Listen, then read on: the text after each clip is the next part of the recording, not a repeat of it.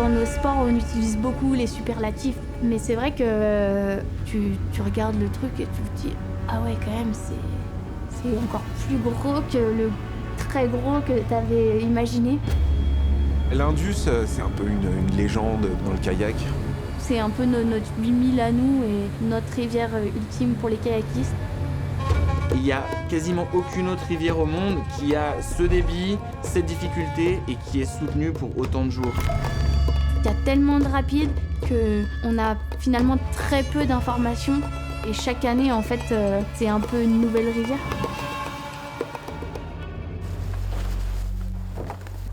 On embarque vraiment au début de l'entonnoir. T'as peur, tu sens que ça va être long et éprouvant quoi. Quand on voit une ligne d'horizon, c'est-à-dire qu'on voit plus le reste de la rivière, on est obligé de descendre du kayak et d'observer ce rapide depuis l'extérieur.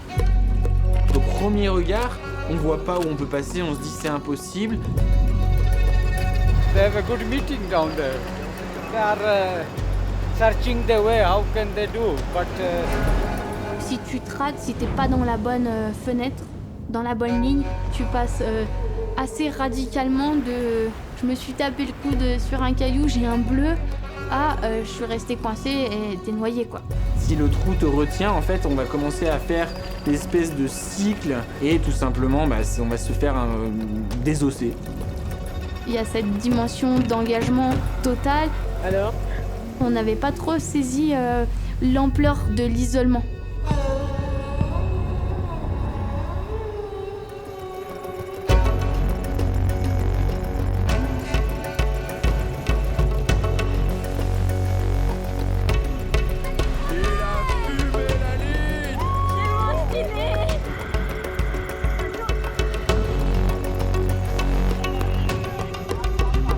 Allez nounou, première femme dans l'histoire.